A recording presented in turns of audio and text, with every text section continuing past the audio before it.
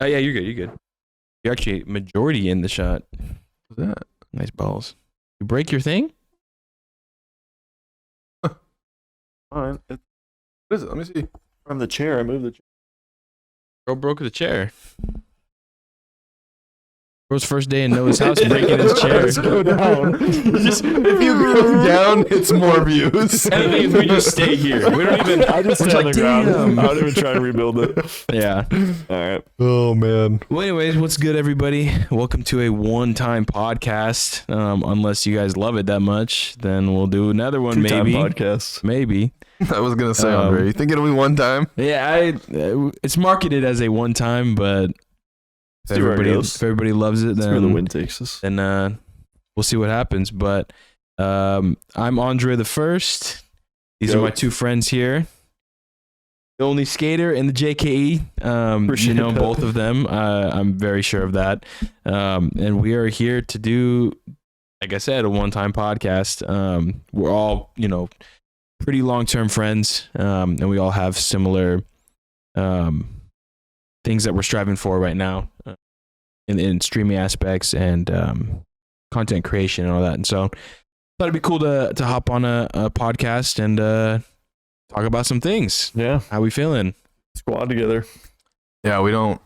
Well, I feel like we do this enough, just not on air, Yeah. Mhm. and it gets wild. And does. so That's, we want to give people a glimpse of Document that it. too. Little Yeah. something, little Yeah. something. yeah.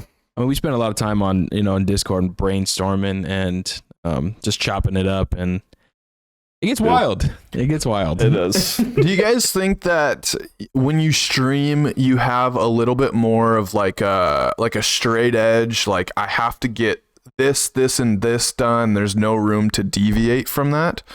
Because I feel like that's what this is. This is almost like a long form time to just really get to know our personalities and be like, oh, I see what makes Jake tick there, or like Andre has those mannerisms that we don't necessarily get to see on stream. Do you think that you walk me through that? There's definitely going to be some stuff that probably comes out that is not shown on public camera. We'll see. Just on this private behind the scenes camera. I'm usually mainly myself. Yeah. I'm for sure myself on streaming aspect, YouTube, all that stuff. But I think when you get us three as a trio together, Raw, It's- authentic. it's a little different. Right there. You'll see some different sides. Unhinged.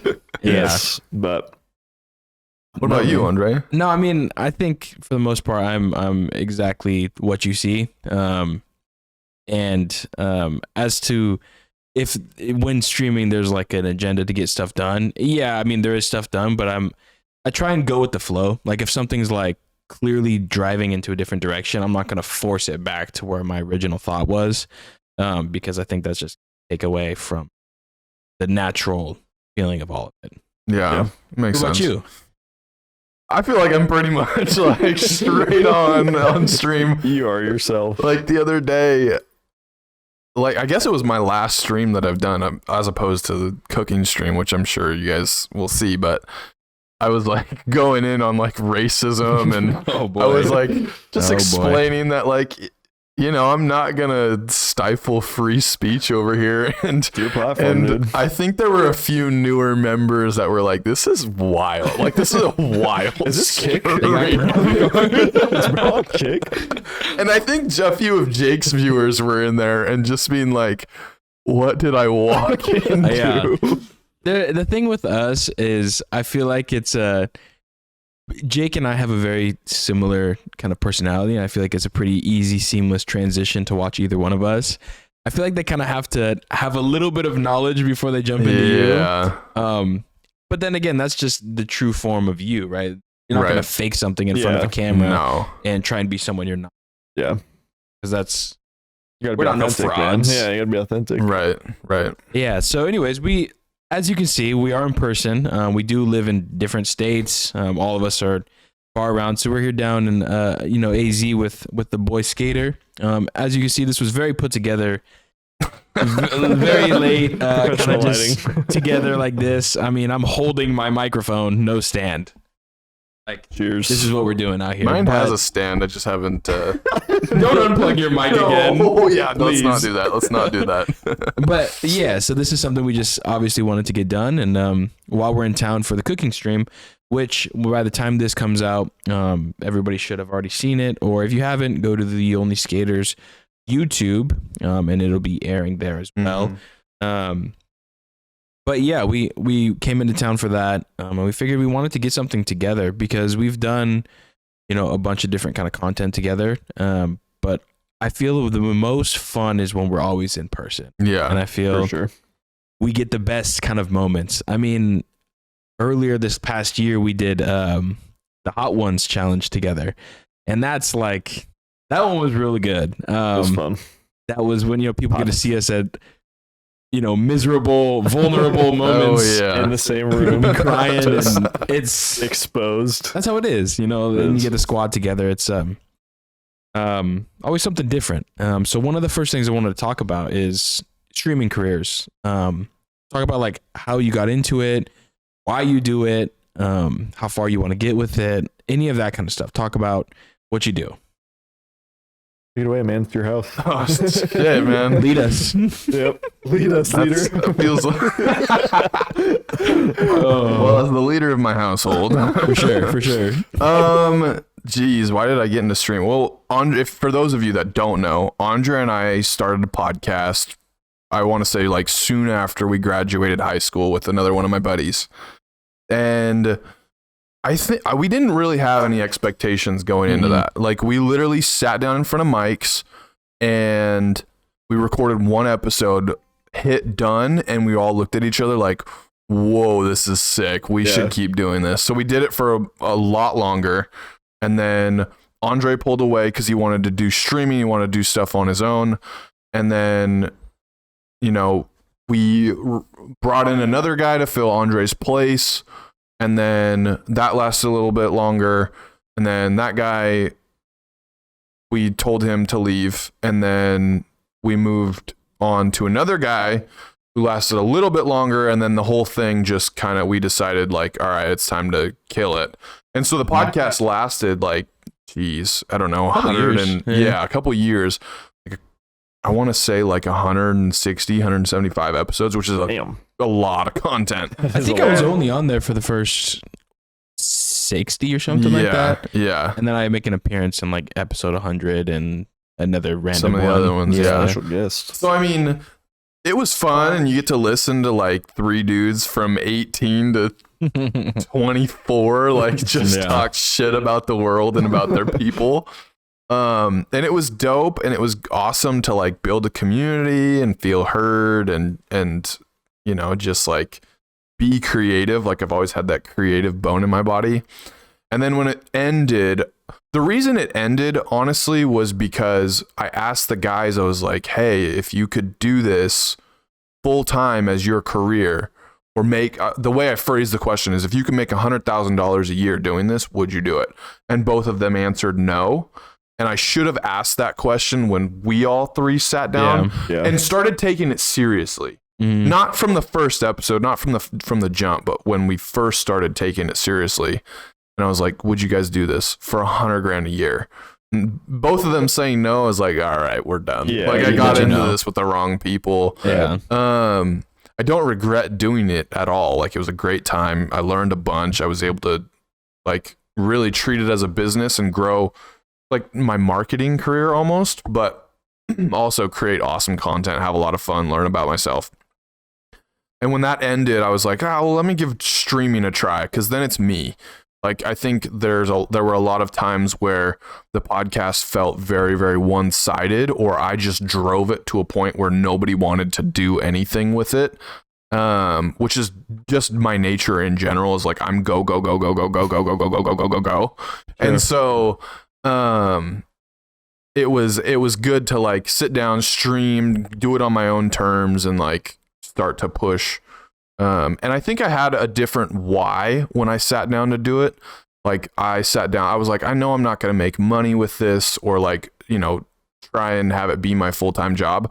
I was like, I want to build a dope ass community and see something flourish aside from me.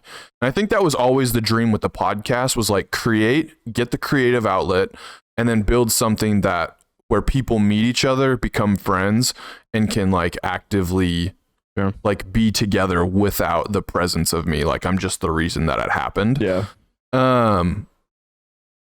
And I don't know. I don't think my channel is that by any means. And it's a funny question, is like, where do you see your streaming career going? It's like, it's probably done after the cooking stream. Like, quite honestly. Damn. Because That sucks to hear. in doing all of this creation stuff, I love the production aspect of it. We were talking with Sprudel in the car the other day, and he said something, or earlier today, and he said something to you. He's like, production, like, I just want to see you guys succeed. And it's like, yeah, I want to put on this awesome event in a few nights to do this cooking stream, but I love the production aspect of it, setting it all up, making it all work. Like, I love a project and seeing it come together. So do you feel you're more just like enjoying the back end work of everything? I think so. And when I think about it even more, like, I want to build a dope ass community, but the avenues that I've chosen don't do that. Like, the avenues that you guys have chosen, though, your communities flourish because of it. But I don't have fun doing the type of stuff that you guys do. I don't even enjoy watching that type of stuff. Sure. And so, yeah, I don't think it's like I'm like at a dead end, which isn't a bad thing at all. Yeah. I've been thinking about like breaking into other creation, like as I do home projects around the house, or like even like getting into the skateboarding community and stuff like that. So I don't know. I feel like I'm ready for the next creative thing.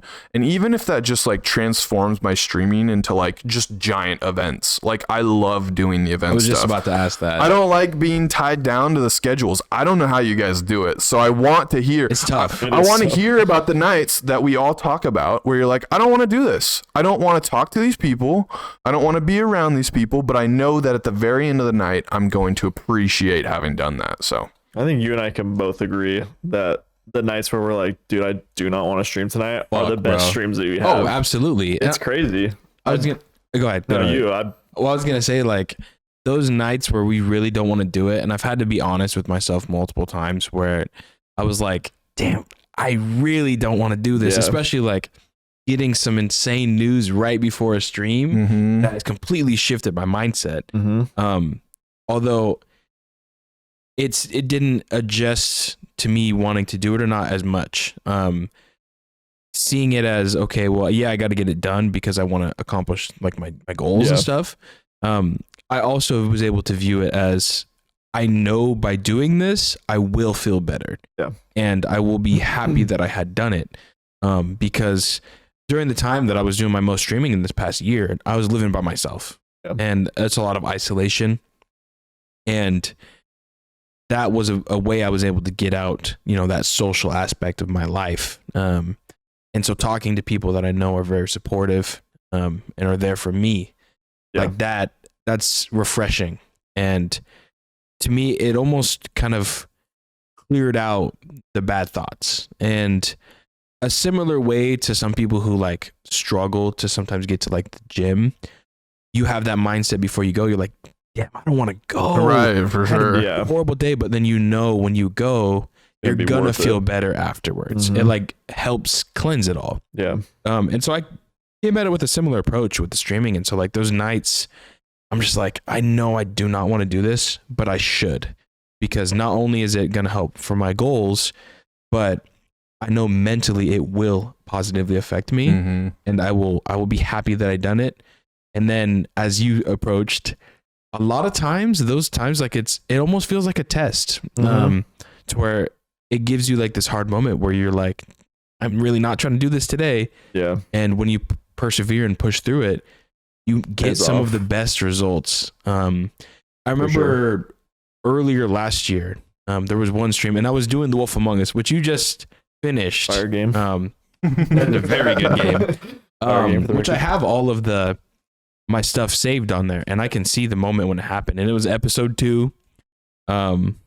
And that was a stream where I remember a lot of stuff was going on in my life, and I was like, I do not.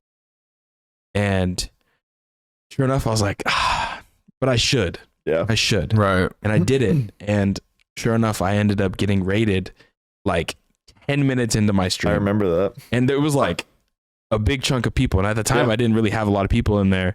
It was a big chunk of people. And most of those people stayed the entire episode. And a big chunk of them, you know, stayed for the rest of the series. Yeah. And then even a handful of them stayed till now. Yeah. And so I'm like, and these are some of the people that support me the most. And I'm like, damn, if I would have not shown up, these people would have never appeared for me. Yeah. And knowing those kind of things, I feel like it always pushes me to keep going through it. Right. And understanding that the hard time, your dreams and goals aren't going to wait for you to give you an off day. You know what I mean? Right. They're going to be like, okay, well, you got to do your thing. Yep. So. No, I feel it, dude. I mean, it's kind of the same, obviously, for like, you know, you guys have known me for ever, and you know, I've been living I was living at my parents' house with 5 megabytes download speed. Dude, I think my max upload speed was what, 100 kilobytes? It was bad. Kilobytes, bro. I couldn't stream, I couldn't do anything, and I was like, COVID hit, and I was like, dude, I just want to, like, I play games. I feel like, not to toot my own horn, I feel like I can be pretty funny, and so like I want to show that to people and like show that I can have fun playing games and like have them laugh. So I was like, I found out about TikTok. Like I obviously couldn't stream, but I could upload video. Dude, it took me, I'm not lying, some TikToks 20 minutes to upload. Jeez. Like I tried to post at 9 a.m. and I'd have to start uploading at 8:30, like 8:40, and I just had to wait. Yeah. So to hit the algorithm and stuff, and I was like, I'm just gonna stick with it. Like sometimes it sucked and I got 0 views, you know, like how TikTok goes. But then finally blew up, and I was like, you know, just saw a lot of growth and realized it could go somewhere if you put in the time. Because there was a lot of times I was like, I just don't want to do this. It's not even worth it because nothing's happening. Especially if you put in all this work, like a lot more goes into it to edit a video than people think. That's like, the thing. Like for me, for example, like a TikTok video like that I do. Oh, if I want to actually get one done, like and put in good quality work, it's at least an hour for sure, minimum. And if I'm like, I'm putting in this work and then it gets like 20 views, I'm like, damn, bro, you're discouraged. It makes you not want to do it. Yeah.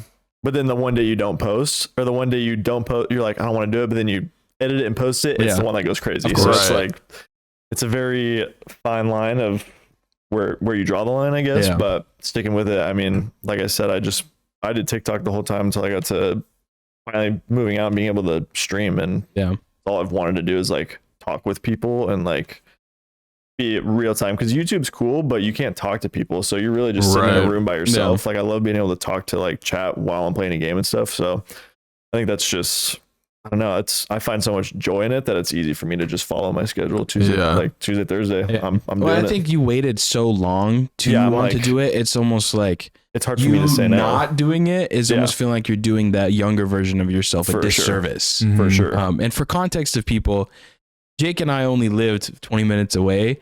And if he was trying to download a game, it would take him probably days. It made more sense for him to drive to my house, let it download at my place, and then go back or do all the updates that he had to do. It made more sense for that. We wanted to play GTA 5. I had to wait 3 days to download. 3 days to download it. No, it's way too long. That's insane. It's crazy. Yeah. And what you were saying about YouTube is I started on YouTube after I had left the podcast. Yeah. Because I was still trying to build up a little bit before I went into Twitch. For sure. And the YouTube videos are fun, but people don't understand like how hard it is to really stay entertaining the entire time, because there's no one to talk to. Who am I talking to? Myself? Yeah. The game? I mean, and some games don't have a play-by-play. Like you just gotta like talk. You just gotta keep going through all of it. It's crazy. It's harder than people think. And I think COVID was the time where I really actually jumped into it. I was able to finally commit into my dream for it, and everybody started to come in at that same time, and so things kind of felt oversaturated. And, but with YouTube, it's just like doing all that kind of stuff. Like not only do you have to record that, be funny, it is draining after doing a YouTube video. It feels like the same as when you come out of a therapy session. You come out and you're just like, Like the face Bigfoot drops. video. the face drops. Oh, dude. You walk around, you're just like I have no social battery left. And then you have to edit it. Yeah, I was just about to say you have to edit it after that. If you do like gameplays where you just front back, that's it. That's not too bad. Yeah. You have to wait rendering time, but it's not too bad. But if you're like, okay, and then this is exactly what you do with the Last of Us videos. Bro. When you're going through like an hour and a half of footage and you cut it down to 30 minutes, you know how much you're going through the hour and a half at least 3 times. Yeah. It's more than that, takes I'll play for 2.5 hours. Yeah, exactly. And I cut it down to 25, 30 minutes. I'm like, bro. It takes that long. exhausting. It takes that long. But yeah, It no, pays I off. get what you mean there. Yeah. Well, and that's where I think you would excel on YouTube, dude. Like if you, Oh, for 'cause you're sure. such a home renovator. Like if you just set Yeah. up a camera, there's so many people on TikTok that are like, gonna turn my bathroom into this today. Like I think you would thrive on that because not only are you doing the back end editing stuff, Right. and you're also like managing the project. Well, you know? and Like, right it's- now is the perfect time because you're doing so You're many literally doing projects on your everything, house. I know. Like if you were done, a little bit harder. You're gonna post Right. videos Right. every 6 Right. months. Right now, you got projects knocking at the door. I know. I think I've you just gotta find your niche there. Yeah. I think so too. I actually have been recording like our shower renovation, not as much as I have wanted to. I think I just have too much gas to slow down for those kinds of things. Yeah. Like Jake was saying the other day, or today even, he was like, I don't know how you just like are okay with your bathroom looking like bro, this. I couldn't like, do it. No, and not I'm even- in the same boat. Like Yeah. I have so much gas. I think the other thing to point out too is like Andre keeps using this word dream. I don't think creating has ever been like it. I enjoy it. It's a dream. Creating is awesome, Sure. but I never dreamed about it the way that you guys are talking about it. Yeah. Like, I don't know. Like I never saw myself as like the influencer guy. I like being the behind the scenes, like maybe direct. Like I like to call the shots, but I don't know if I like to be the talent. And Fair. I had another thought that went with that. I think also another thing that has like discouraged me from streaming or just creating in general, not only like an inactive community, but I think like a lot of life has happened since I've started streaming and even since I put the podcast down, and like a lot of stuff within friend groups and things like that. Yeah. And then moving and like buying a house and like life has definitely like come first in all of that. And to like look around at streaming, I wouldn't say that there's nothing there, but there's not enough there for me to like pull away from Like prioritize it. like the home projects or like my relationship with my wife or the relationship with the good friends that I have or my family. Like I feel like I've been in a lane like trying to crush that as much as possible, Which is important. which is For sure. important. And it's also, I think, taxing, like, and then a job that you hate, like the last thing you want to do after working 8 hours driving to hating yourself is sit down and record a video and then edit it at the very Yeah, end of that the must day, be you know, drained. like, so I think that there's a lane for me, and maybe that's what like to go back on your last question, maybe that's what the final picture is, at least in my story, is like figure out what it looks like next. Yeah. Yeah. Like, okay, am I going to do project videos? Am I going to become an influencer like in that category, or Mhm. am I going to try out a different game, or I don't know what it may be, but I think that just self-discoveries in the cards. For sure. Sure. I wanted to get into you where you were back to like original question about like your or what made you want to start, all that kind of stuff. Did you have a dream kind of like Andre's talking about? Yeah, my end goal always starting like streaming and content creation is like you were saying, just build a sick community where everybody's like tight. You know, it feels like you're just coming to your second home and be like, "What's up, Yeah. guys?" Like, you know, people that are there. But then like as far as like making it a job, it'd be sick to have a job, just play game. I mean, like Yeah. it'd get taxing, but just to Yeah. play games and make money from it. The end goal would be to like, I mean, my goal has always been retire my parents. Like, Sure. Right. I think that's like every the kid's grand scheme, pretty to much pay off yeah. their house, like Yeah. buy my wife and I, like family, a nice house, Yeah. just be established to the point where like money isn't something that I'm like worried about. And, Yeah. and I've always wanted to pay my parents back because they're just amazing people. So it's like, Yeah. if I can do it through a way that I feel is my strong suit, my like not really niche, I guess, but my like passion, that would be, I mean, that's, then I'm not going to a job 9 to 5 that I hate just to make ends meet and not be able to do what I want to do. Like I have goals that I want to achieve, and I feel like this is the best way this is the closest I've gotten to it. So you don't think that what you're doing is your strong suit? Or you do? No, I think that is. Oh, I think okay, cool. Content creation, that stuff is like what I'm meant to do. And I'm really I caught that wrong. It's all good. I'm really happy to see you like say that, because I know me and you have had those long conversations, and I'm pretty sure I've had conversations with you, but I remember telling you specifically when you weren't able to stream at your parents' house, there's so many different times where I was just like, I cannot wait for you to stream. I was like, I get to see every time we play together, it's like some of the most fun moments I have gaming in general, and in in regular life in general. Like you're one of the funniest people I know. Not even close. Yeah. And I was just like, I cannot wait until this guy gets out there and other people get to see that. Yeah. And it's awesome to me that you feel that that's, what you're there to be for, and I'm excited to see that you're getting recognition. Appreciate it. It means a lot to be able to see that. I mean, you guys pushed it too. Like you guys just even saying that, I'm like, well, as long as it's not me just thinking something, like I think I could be able, like if my friends think it too, then or like family or somebody like, dude, you're good at this, you should do it. Then I'm like, it's more drive for me to actually do it and not just give up on it. So I do appreciate you guys saying that. Man. And I mean, same goes for both of you. I mean, I know whatever you guys do is going to be, you put your heart into it and it comes out gold. I'm not getting all sappy and stuff, but like, it's appreciate just, you, brother. You guys are both great people. And I know that whatever you guys put your minds to, heart to, will excel. That's what I wanted. I'm curious to see what you do. I mean, I know you're going to come back to the Twitch game and just, I'm already counting down the days, but I'm just excited, man. There's a lot. Yeah. I'm really excited to see what you do. Cause I do think there is still like skin in the game for you and content creation. Yeah. And I would hate to see it just come to an end. But I do see thriving in like big events, things that you take more than just a couple hours before the stream to plan for. Yeah. Because I mean, this stream that we have planned, and at the time we're recording this, it's in 2 days. Yeah. He has planned out so much, and being a person who's participating, I appreciate that so much. For sure. And I'm glad you chose us to be on there. That's something obviously pretty huge. And to see how much effort you put into it, I enjoy seeing you do that. Yeah. I think there's a lot of passion in just like getting down, getting to the, like, how can we take this to the next level, and then getting to the nuts and bolts of like actually doing it.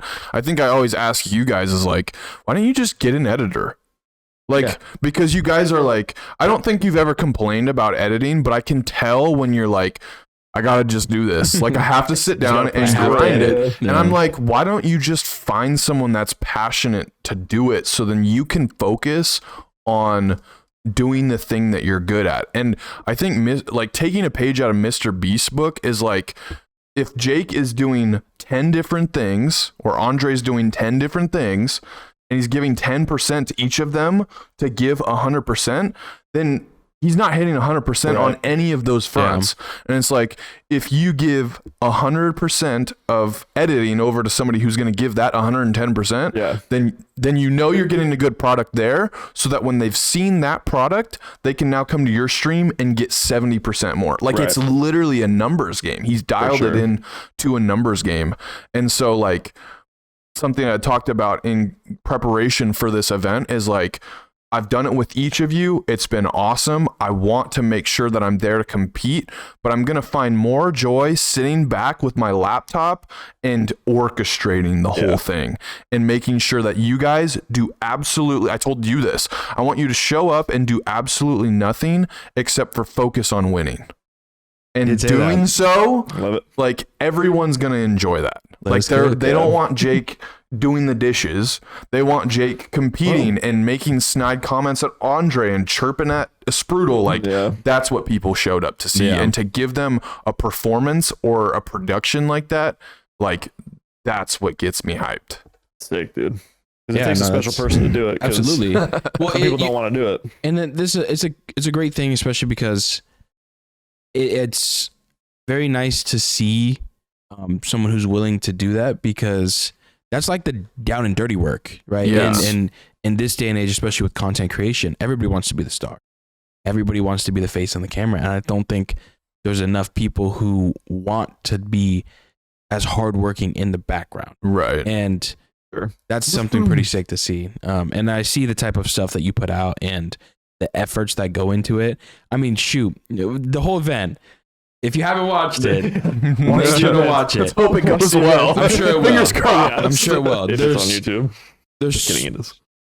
Excuse me. There's so much you've told me and shown me, and I'm like, this guy is going all out, and I have so much respect for that. Yeah. Like, we have name tags on our doors, dude. He had like little. He bought our favorite candies and treats. He had little like handwritten notes Like to we're us and all that movie stuff. stars. Yeah, that was my goal in getting you guys out here, is make you feel like movie stars It's and just get into sick. the nuts and bolts, because I don't think anyone appreciates how much grind, like, you don't let me know how much editing you're doing to get to where you're at, or how much grinding you're doing to get to where you're at. And I think it also puts up a really healthy barrier of people who are trying to get into it, and they just they look at Jake and they go, that's so great. That's like, I'm glad that you're inspiring people to create.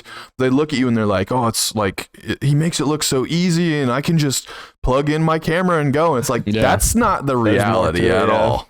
And so even like doing something like this and shining the light on it is like, no, let's go. That's also my personality. Like, go all out. I don't know how to do it any other way. Yeah. So, I mean, you want to put out your best work. And I think that's very admirable. And we need people to know. That's why I said it on camera that you did all that stuff, because absolutely. It's not just turning on cameras and being like, cook some food. Like, it's full on. He's like, I'm on a movie set, and it's awesome. Good. No, I feel taken care of. Yeah. Very taken care of. It's awesome.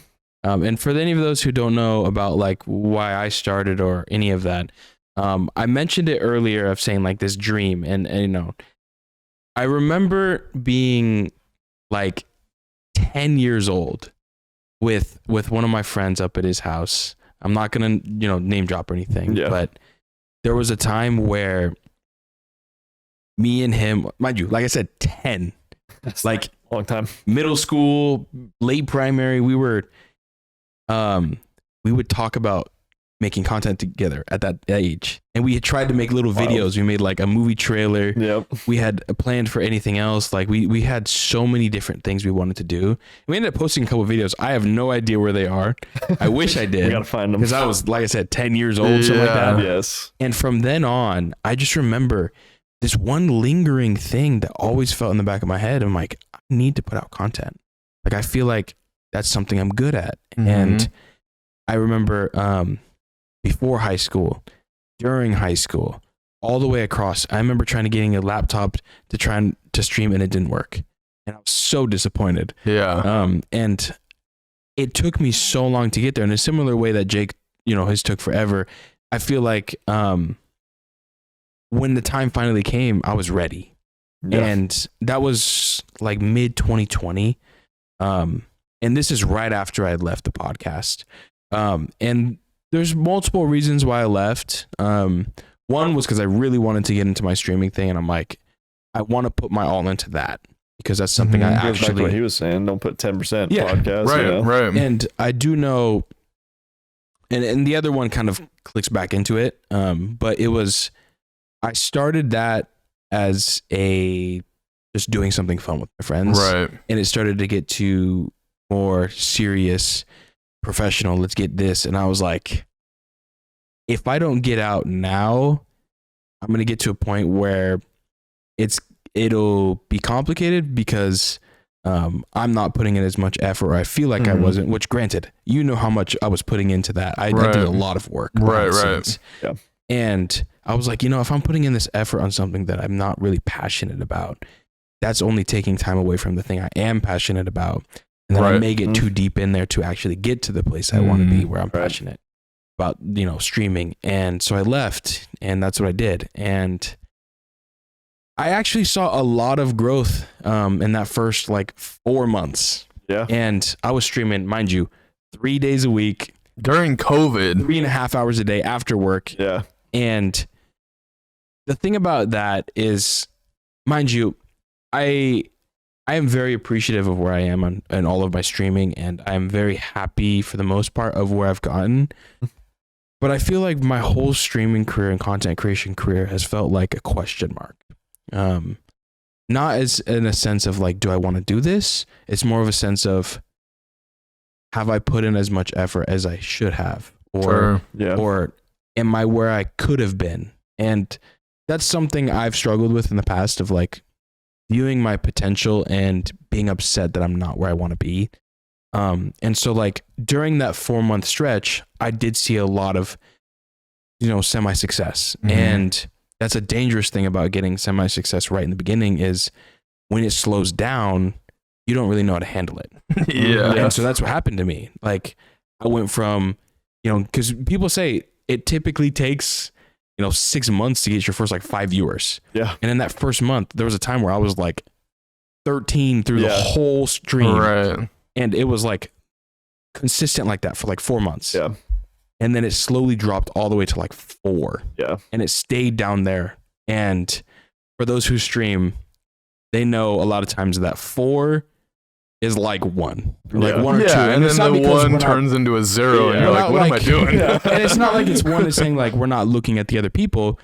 Some of those like bot accounts. Yeah. And it doesn't really count. Right. And so it's very discouraging to see that after the time. And so I stopped. And not because of specifically that, I had other things in my life going on. And I had completely stopped. And it took me about 1.5 years to get out of it. And by the time I came back, I was so on and off. And then this past year, or the year before, like 2022, the end, after I came back from a summer, I got back into it. And I still wasn't crazy consistent, right? But I did it. And then this whole last year, I feel like I streamed a lot.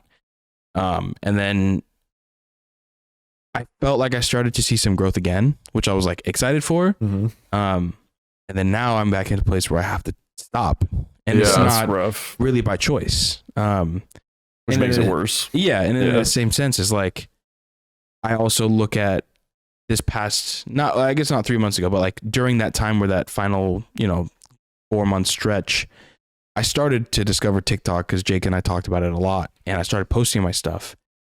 And the week before I was able to, or not the week before, because I stopped in general. I don't know why.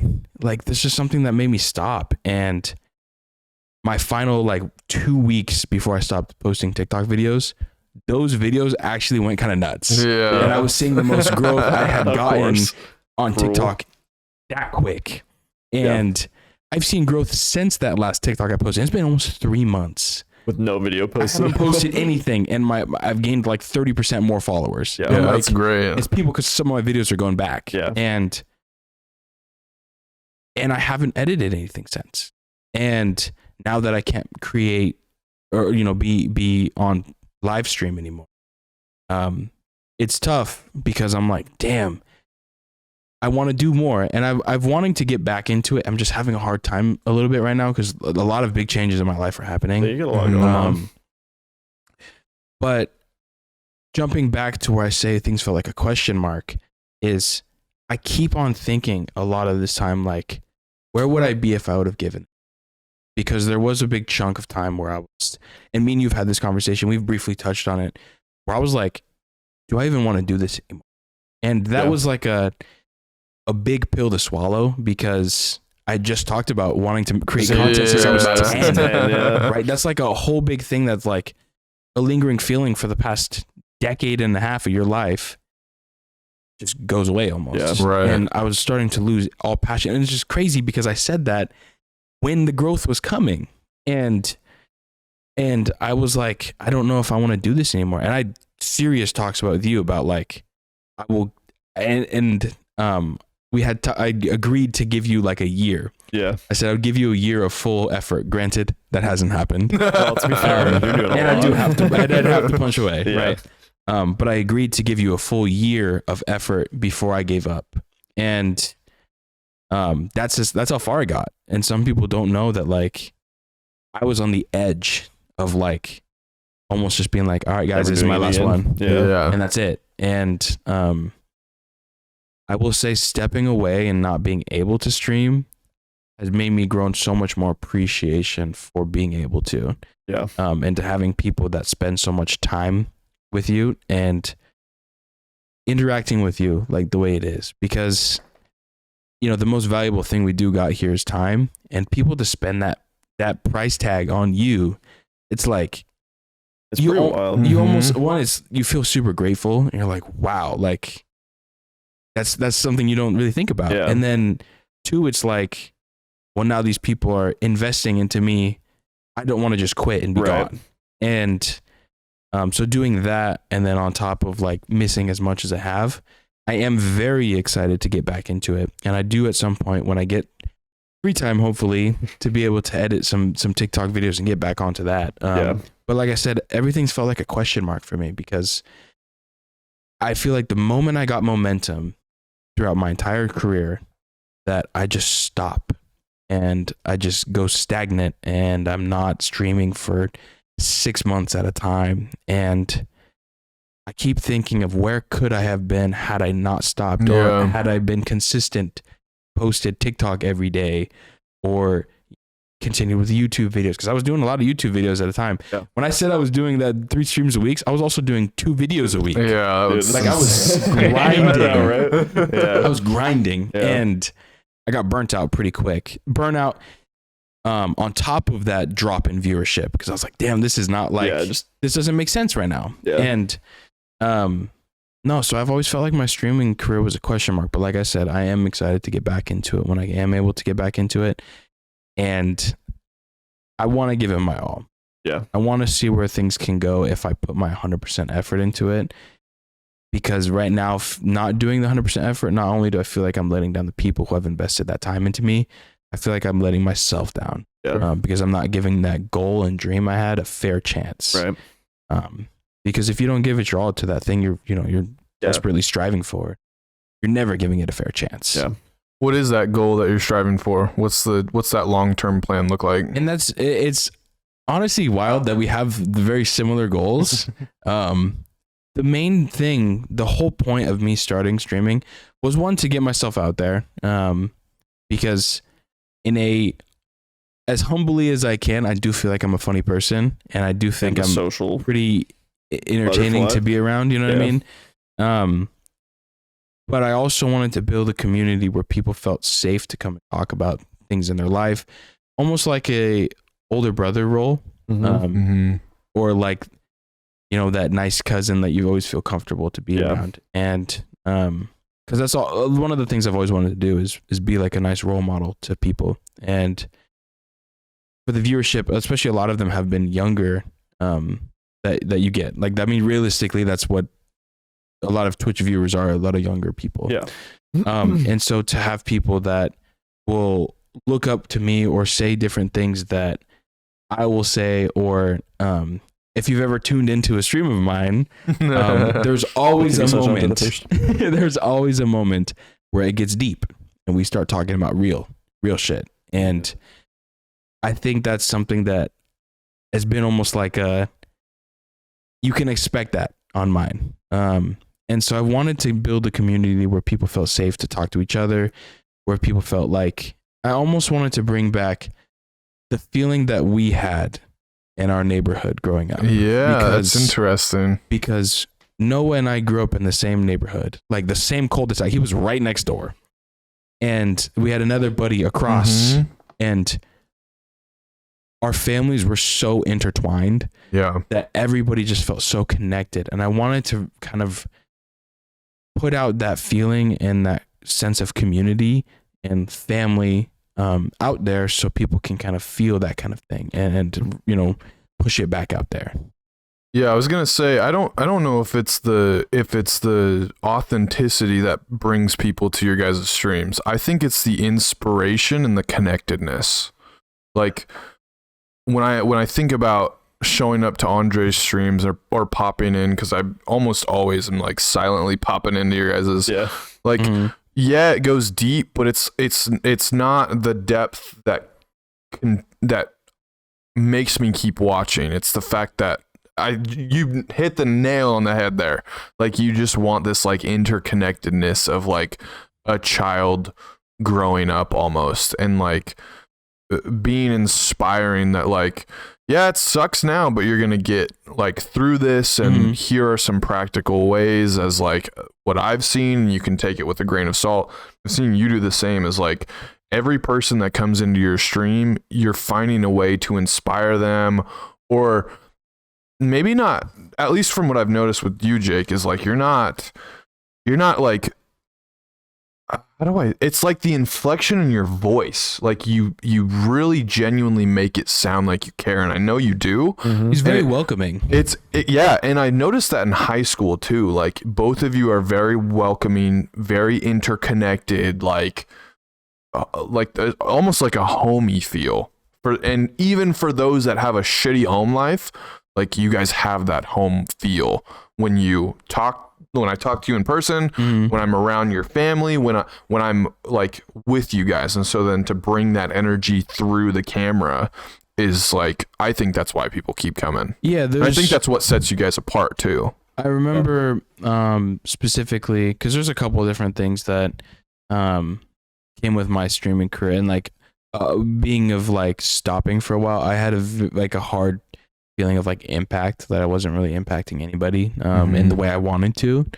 And then as I put more time into it, obviously we have a viewer who was 16 when he started watching me, and now he's kind of intertwined into you guys, and now he's more into our friend group. And yeah, it's been 4 years, and we're gonna see him in 2 days. Right, we're gonna meet him in person in 2 days. Tomorrow. Like, tomorrow. Yeah. Tomorrow. Yeah, it's tomorrow. 10 hours. 10 hours. Yeah. And not only with him, well, I'm like, bro was 16 when he started watching. Yeah. And I think about how impressionable I was at 16, of how much easy it was for people to put some sort of something into me where I'm like, okay, I take that in, and I'm able to use that. And I think the fact that I definitely could have impacted this kid's life, like in general. Right. Yeah. Like, that's a 4-year span where, like, I'm not saying that in like I did this, but I'm like, I think about the people who entered my life when I was 16. Right. And I'm like, oh, these people made a huge impact. Yeah. And there was another guy I remember watching. I don't think he watches anymore. But he didn't have any older siblings, and he was having a rough home life. And he always felt comfortable to come into my stream and talk to me. Yeah. To get advice and all those kind of things. And I'm like, that is exactly the kind of thing that I wanted to make people feel comfortable to do. And so that's something that's,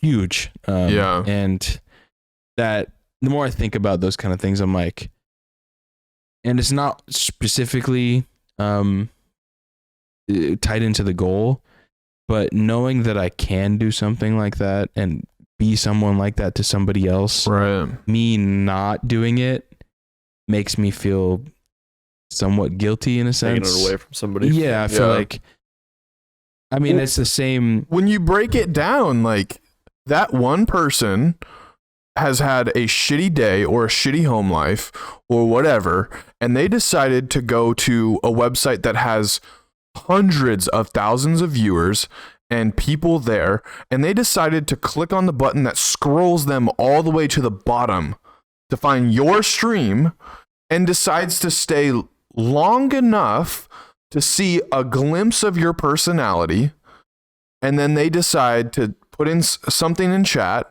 and they decide to get to know you, and then you give them enough time and make them feel valued, and you change their entire day or their entire life. It's the goal, man. That's absolutely insane. It's wild when you break it down like that. Yeah. It is. Yeah. The odds of them finding you, like, just anybody. Extremely low. Yeah. Extremely low. Especially on just Twitch alone. Even our buddy we're about to meet tomorrow. Yeah. we met him in a Rainbow Six game. I played a Rainbow Six game, and he joined. We dropped our streams, and then he joined in, and next thing you know, in their set. Imagine I'm like, I don't want to play Rainbow that night. Yeah. Or I'm not streaming that night. Or you decided not to promote. Exactly. That too. That's insane. Twitch.tv/Andre the First.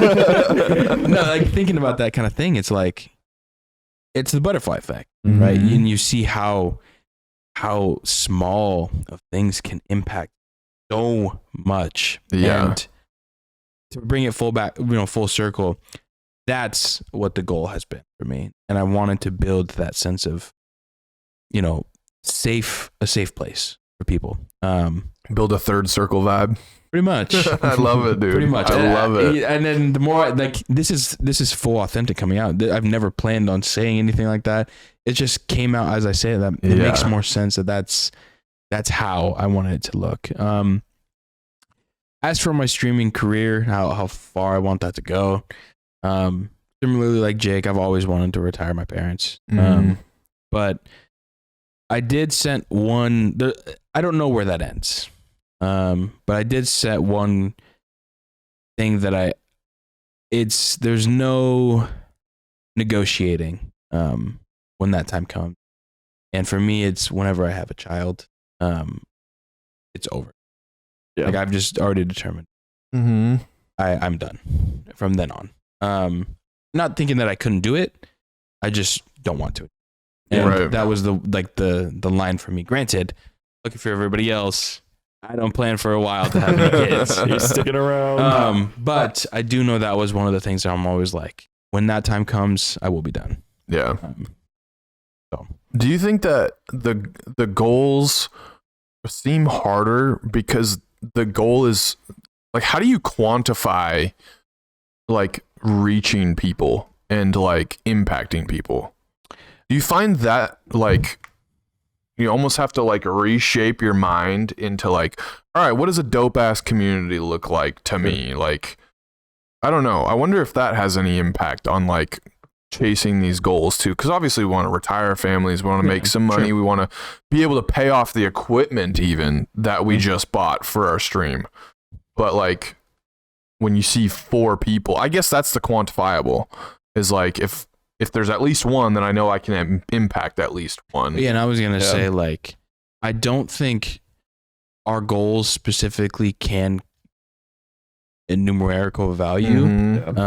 Because that was one of those, similarly to the thing about impact I said, is one of the things, and this is, a lot of people have the same mindset, because as humans, we are very narcissistic. One of my dreams was always to change the world. Sure. And of course, everybody wanted to do that. Right? But I had to change my thought process from changing the world to changing a world. Yeah. And it doesn't necessarily have to be the entire person. If I change one person's life for the better, I feel like I did my job. Even if it's yours along the way. That too. Yeah. And I think that's the kind of mindset I go into it. I don't think there is an end goal. Like, I don't think there is... Okay, I hit this. I've accomplished it. I think it's just me approaching my dreams with that intention and just letting it rock. Like I don't think there's any other thing to it besides just that. Yeah. Just putting out my purest form of intention, and whatever that takes me, that takes me. Jake, you've skyrocketed in your numbers way ahead of us. What are the challenges in orchestrating all of that in relation to the goals of making sure that you're interacting with the audience, changing lives, impacting people, or even like getting to a place where you can retire your parents and trying to get people to convert to subscribers? How do you handle all of that coming at you within 30 seconds? It's a lot. Good question. Yeah. I mean, honestly, like, because you don't really have like, no offense to your mods, but you don't really have mods to help you out. I mean, I've got like you have them on standby, but they're not like, at least from what I've seen, they're not actively like. Damn, I've been pretty active. You're talking to one right now, bro. I've been pretty active. I've been dropping the predictions and all that. Well, I think like predictions. Shout out to all the mods. Appreciate you guys. How do you make sure everyone's covered? No need to slander the whole mods. I'll slander your mods. I'm one of your mods. I don't give a Bro roasted himself. Self-harm right there. I Damn. don't even. What's the question? How do I keep How something? do you handle it all in relation to your goals? Dude, it's like the most cliche answer. Just kind of put my head down and go. Like I have with the flow. I have a goal that I want, and so I really feel like as far as like Twitch subscribers and stuff, I don't really care about that, to be honest, because Twitch, don't ban me, already takes like so much. They take a lot. 50% of everything is like, I mean, obviously you're still getting money, but the real profit is TikTok, and I'm not gonna like sugarcoat it. It's you make more money from, like, I've made more money from TikTok. I mean, granted, whatever, like I've been doing it for longer than I've been streaming, but I make more money from that than Twitch. But I care more about like the Twitch people, like community, like I'm more there to stream, to like talk with them and like just feel like I'm just playing with friends and have them watch me, but not like you're not there for the monetary value. I convert into a subscriber. I don't give a shit about that. Sure. But like TikTok, I'll make a video. I post every day. I try and post every day, and it's like I kind of just post it, and I'm like, I'll chat with people. Like everybody's like, oh my gosh, he replied. I'm like, dude, I'm not a big I don't have 3 million followers. Like I'll reply to anybody because I'm just a normal dude. Yeah. I'm being so authentic about it too. There's so many times me and him the people do bullshit stuff to him, and he'll just message me about it. And I'm like, what the fuck is that guy talking about, bro? It's wait. I need an example. Give me an example. People just, oh my god, come on, give me an example. Give me a TikTok example. Oh my god, hopefully they don't find this video. No, I hope they do find this video. This is for you. Bro was like, after playing The Walking Dead, bro was like, he's like, your choices have consequences, right? You never blame yourself for the character. I'm like, he said, you never blame yourself for the character's deaths. I'm like, no shit. Like the whole point of the game is either this person dies or this person dies. I'm not gonna be like, no, I'm so dumb. I can't believe I killed that. Like that's part of the game. That's how it's made. And so he's like, they were like, oh my god. Well, yeah, but you never asked out about it. And they're like, but I love your content though. It was like a 4-comment strand that they went over and over. I'm like, goodness. what are you talking about right now? I'm like, why do you care? And so stuff like that, like I'll be blunt with it. I'm like, dude, I'm not here to like, oh darn, I'm sorry I didn't do that for you. Like, shut up. Okay, I'm doing what I do. No offense, man. This is gonna get taken so hard. I'm gonna look like a dickhead. No, dude, those messages when you hit me, I just know it's gonna be some bullshit.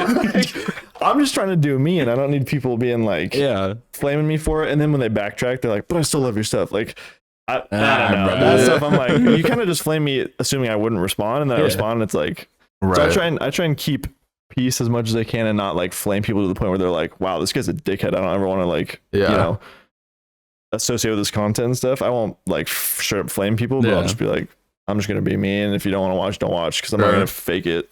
I mean, a lot of people who get those kind of comments, they just don't say anything. Yeah, and I respect that. That's the thing. I respect the same way.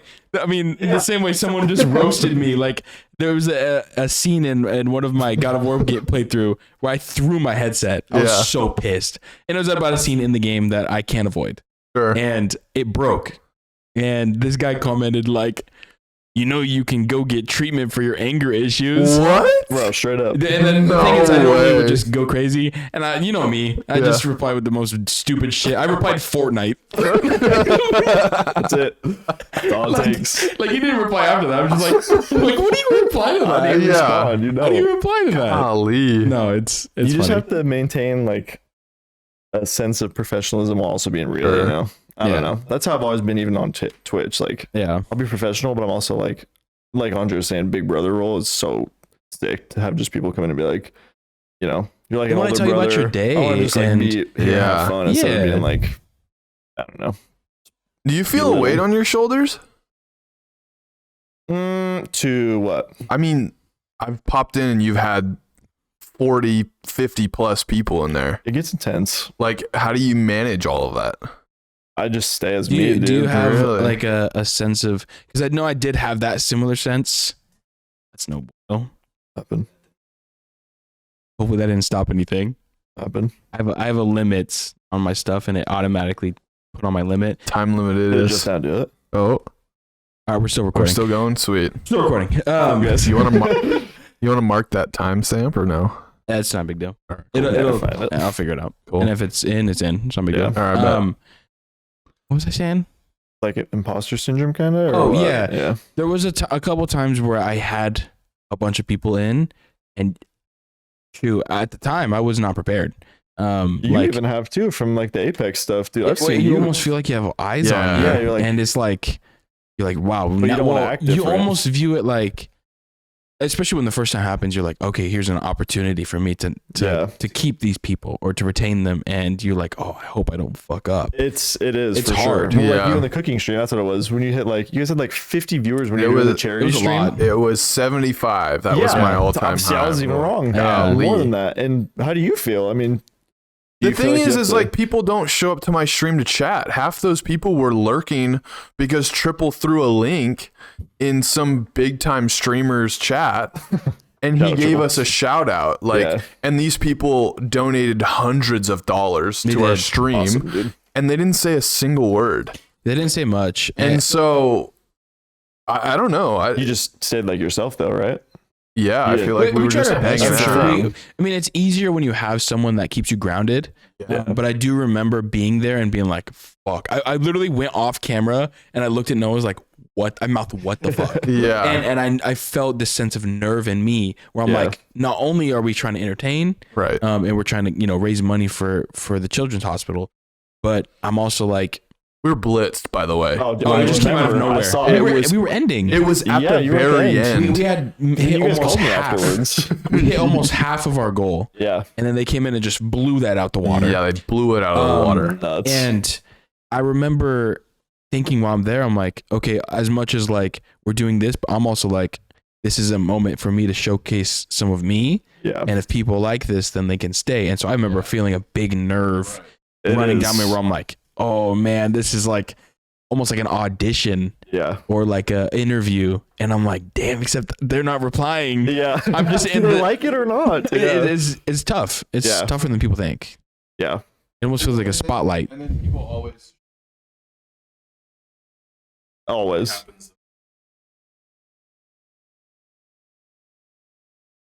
And then you got to stick around for a little bit. I don't know if your mic picking up. Now it is. Damn. Well, hopefully they can hear you from. Not right. I know it was moving for a while ago, but I'd be careful with that. All right. Well, that being said, we can just jump to a new topic. Let's do it. We've definitely been going for an hour, and this was the first topic. Jeez. Granted, everything else is. I knew this one was going to take a while. Yeah. But I have a couple other things. I mean, to be fair, like that one topic right.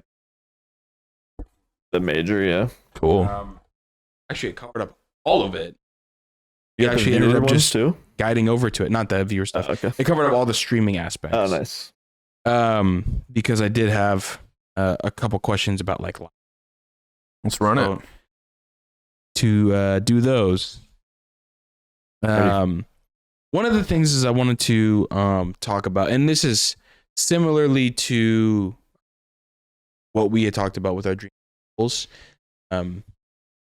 Less with Noah because he's been a dream, right? Yeah, I mean creating is awesome and it's fulfilling, but it never started as a dream necessarily. So this being said, I do want to tell people we do want you to like chase those because they're there for a reason, right? The same way I feel like I've had this lingering feeling about streaming for as long as I have. I know at some point, whether it's, okay, try this and get done with it, or I'll learn something from it, or I'll gain a lifetime friend from it. There's something I'll get out of it. And I know by the time I'm done with it, I will have been happy I did it. Or happy I tried at least. And so coming with that, what are some things that you guys have noticed while, chasing dreams and goals that a lot of people don't expect with it? And if you want me to jump first, I can let you know some things that I have in mind. But if you want to just shoot, go ahead. Before you go, I want to tack on also. I think it's important to allow space for those that haven't found their dream. I think a lot of people go to college because it's the next best thing to do, or they go to trade school because it's the next best thing to do instead of not their dream. Mm-hmm. I think, Andre, your life's a great example of that. Like, you've got this awesome job that keeps you busy and, from what I've seen, keeps you fulfilled and growing in your skills. And you're moving back home and giving up that job because it's not for you, because you're still figuring out, just like the rest of us, like what our dream actually is. So I think it's important to note that as well. For sure. Because that's a lot of my life. So, I mean, one of the things I was going to bring up is chasing your dreams and your goals have so much to it. And one of the ones I was going to mention is these, not like false dreams, but almost like things that you feel are dreams, but they may not be what you wanting to do. Your dreams and goals will change. There's no one set thing and that's it. Like, I mean, some people can find that, and it is that dream. Like if they're like a race car driver, or they want to go to the moon and they become an astronaut, and they've had these dreams since they were kids. But for, everybody else, a lot of people don't find that kind of thoughts until you get into your 20s. Some people even to your 40s. Like it goes, right? And one of the things people don't understand is when you're in your 20s, it's when you don't have that kind of thing figured out, you have so much pressure on you. And whether it's warranted or not, whether it's people are actually pressuring you or not, you feel pressure on you. Yeah. Because regardless of if you're doing it to yourself or not, or it's looking around and people are flaunting it or not, you will compare yourself to other people. And for sure. You're like, oh, I'm not where they are, or I'm not where they have it figured out, but I don't even know what I want to do with my life. Like, those are some things that people don't expect with it. And when you're in your 20s, it's like harder to dream because, you've seen the realness in the world. You've seen how, difficult and how cruel the world can be. And you have this almost different mindset when you're a kid, because when you're a kid, anything's possible. And I'd want to say, if you do put a lot of hard work, anything still can be possible. It's just harder to see that when you get older. Mm-hmm. And so I feel that the people who have figured out their kind of dream and they've been able to work towards it, I respect their grind, but I think they've had an easier path into discovery. Because I'm looking at myself, I'm about to be 24 years old, and I do have this job that takes care of pretty much everything I need to take care of, and I'm walking away from it because there's something else I want. Yeah. And I don't know what it is, but I just know that this doesn't get me up in the morning and make me want to go do it. Yeah. And, I don't feel like I'm in love with the type of stuff that I'm doing, and that's not how I want to spend my life. Right. And I mean, as much as it is and it isn't, it feels like a step backwards, because I'm like, okay, well, now I got to go back. And as much as it is in that way a step backwards, it's a step forward, because now I know that this area of my life is done, and I don't need to go here anymore. So it is a jump forward. I do want to say that that there is so much more to it. And when you find that dream, things look different. It's not sunshine and rainbows. Yeah. You will fail a lot. That was gonna be my point. And most people aren't good at their dreams when they start, and it takes so much more time than you would expect. And it takes a lot of lonely nights, takes a lot of lonely days, hardworking, late nights. Yeah. Well, you go ahead. Sorry. I don't know. I was just about to cut you off. No. I mean, I'm about to be done with it, but it's like, there's so much more to it that people don't know, and they aren't prepared for it. And so a lot of people, I feel like, give up on those dreams because they view it as too hard. And they're like, oh, well, if it was my dream, I'd be good at it. And there's no guarantee in that. And so that's partial into the factor of saying that false dream. Not only is it to something that misguides you in a different direction, but it's almost like on the same, like a line there where it's like, okay, well, is it something that's guiding you in another direction, or is it something that's a full test on you to see if you're able to withstand it? Because if it's your dream and it's something that you work hard to do, you want it to be a difficult route. Yeah. You don't want an easy route It's easy, to something's it. wrong. If it's easy, everybody be doing it, Yeah. and it wouldn't be worth it, Yeah. right? And so I think people need to find out which end of the line that something that may happen may be. But there's so much more, like I said, so much more to things than just, okay, there's a dream, go get it. Yeah. You know what I mean? There's so much different expectations you should. There's a lot of failure. I'm such an instant gratification person, dude. Like, Right. when I don't see results hitting right away, I'm like, wow, I'm not doing the right thing. But like you were saying, if it's a dream, you got to just push through that stuff because it pays off eventually. But like, I don't want to wait, but you got to wait. You got to teach yourself to wait. And that goes with everything, not even just like streaming stuff, it could be anything in life. You have to put in the time for it, as I'm sure everybody has heard somebody say in their lives. But if you really want it, you'll put in the effort and not think it's such a chore to do. I mean, it can be at times for sure, but like, it'll pay off. So walking into it knowing you're going to fail and don't expect results instantly is very important, especially if it's something you're passionate in, because you don't want to give up on it because you're like, well, it didn't work out. Well, I think you got to put in the time. I think nowadays, instant gratification is so much more standardized, right? You see, you want to see things right away. Yeah. And I mean, in a similar sense, not that it's specifically that, dopamine is huge, because when you don't have that instant dopamine, you want to go seek that. I mean, most people, right? They're very okay not being antisocial, but like most people, like it's supposed to push you out and to go connect with people. And when you have like a lot of social media, you just instantly hop onto all those different things. It's easy to just quick dopamine, and then you feel satisfied. You don't feel like you need to go interact with people as much. Mm-hmm. I think it's about 6 months ago, since the last time I saw you, I've been off every social media platform except TikTok. And that plan for that was to just post. Yeah. I have felt so cleansed in the fact of wanting to impress people online, comparing myself to other people, and that instant dopamine, like I said, and I think being at home by myself, that first half was easier because I'm just scrolling Instagram or checking Facebook. That second half, the second 4 months or whatever, I don't have that. Yeah. And so I'm like, I need to go do something. And I think that's why it hit me harder, where I'm like, damn, I by myself. I need something more. Yeah. And so I think that's, to bring it all back, I do think like nowadays it's so much more, standardized to have that instant, quick, done. That's all you see. You're not working for it.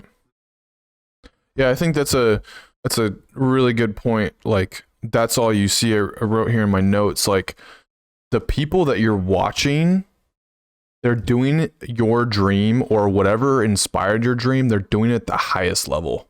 Mm-hmm. They're doing it at the best of the best.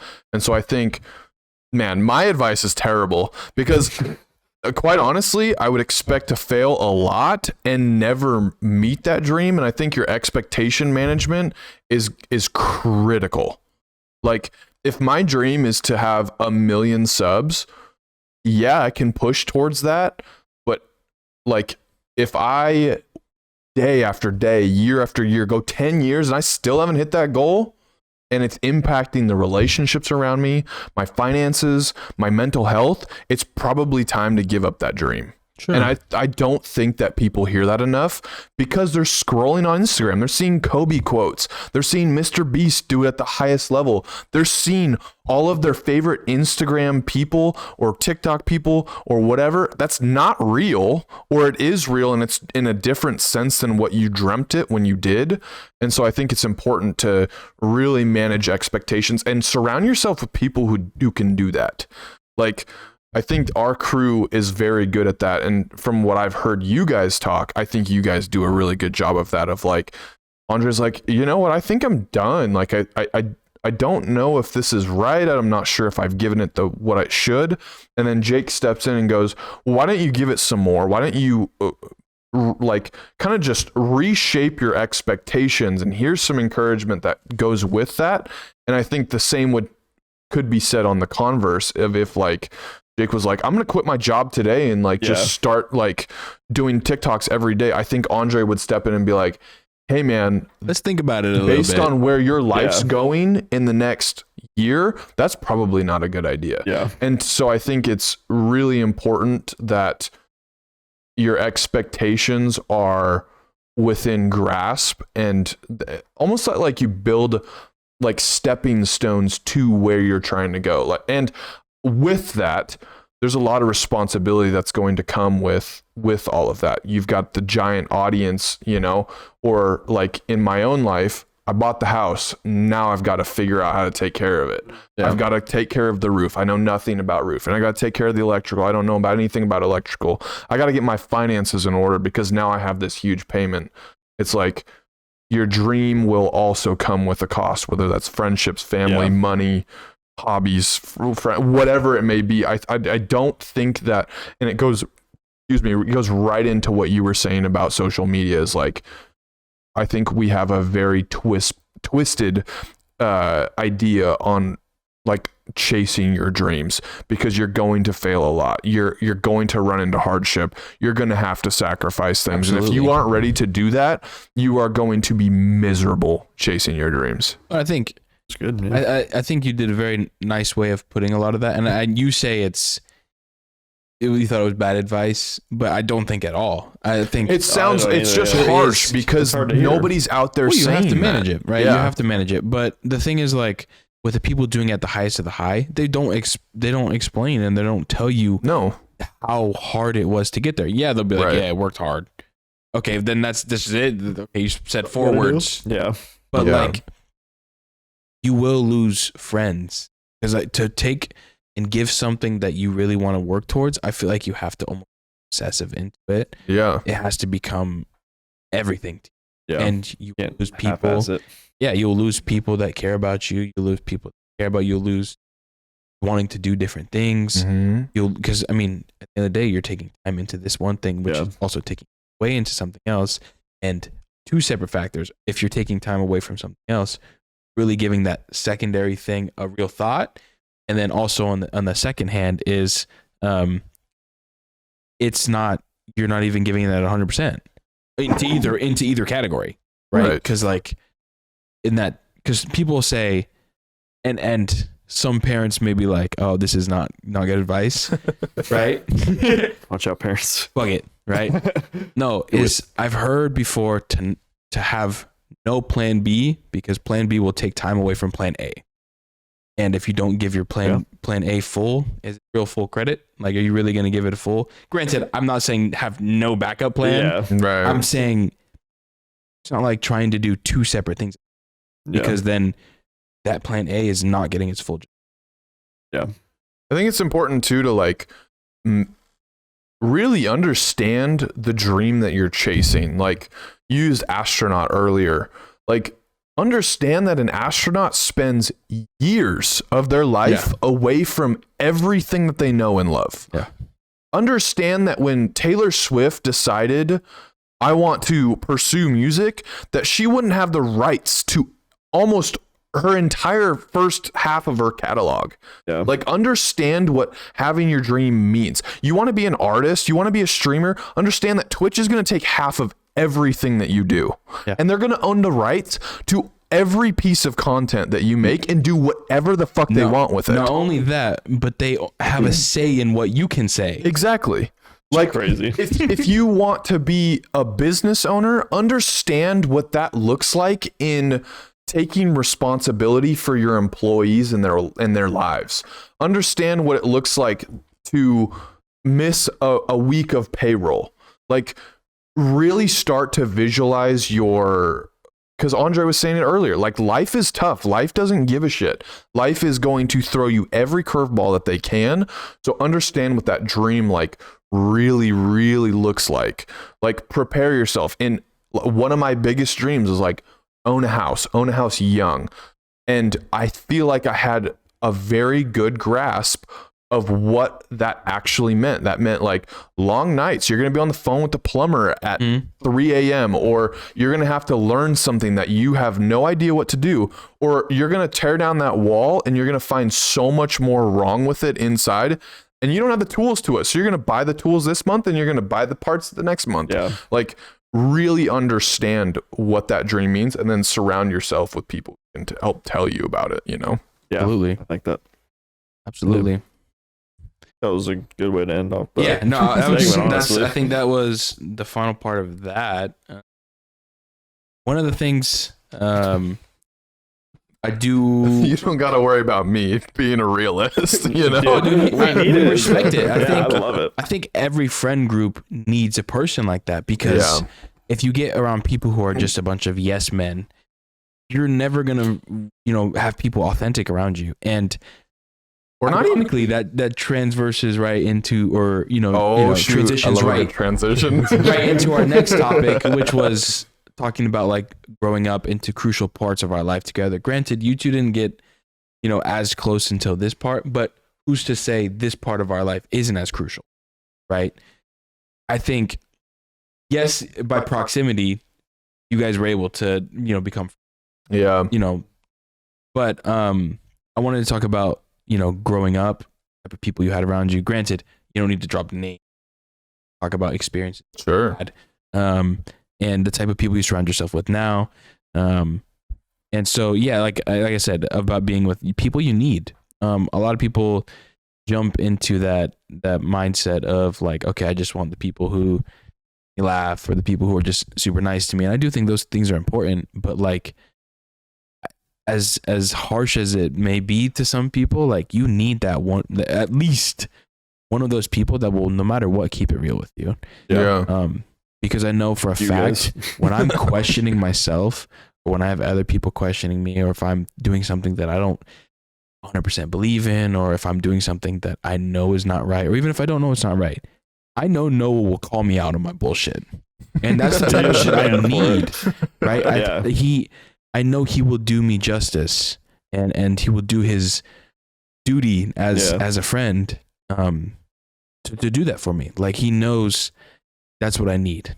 And I think some people grow up without that. And I don't think people realize how crucial having a person like that in your life is, because you may make all the wrong decisions. You may make decisions that no one ever are stopped permanent. Yeah. Right.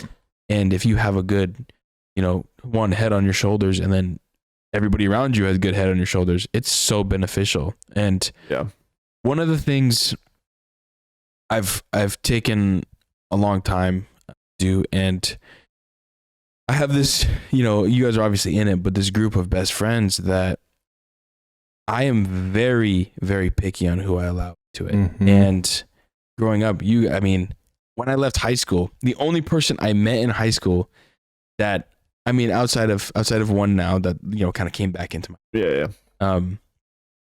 Jake is the only one I met in high school that I was still friends with.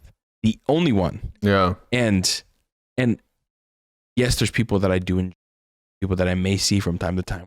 Oh yeah. I'm gonna keep it real. We're not really like friends like that. Like I know them, but we're not like, you're not texting me how my day was. You're not texting me, be like, hey man, Arizona with you. How are you doing? So what? They're not in Arizona with you. Yeah, they're not in Arizona doing a podcast. With, but that's the type of thing I'm saying is like that friend group got so tight.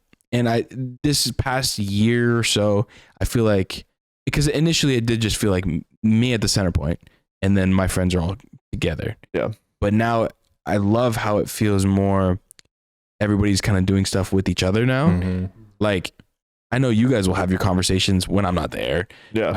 We do this, we hop in Discord every once in a while, and obviously you guys talk without me. Yeah. Right? That's, I'm glad that that's there, but jumping back to it is like, I was so picky with who I chose growing up. Granted, there was probably some wrong people at some point where I allowed into a circle similarly, or at least I felt like I was considering moving them into the inner circle, but I didn't.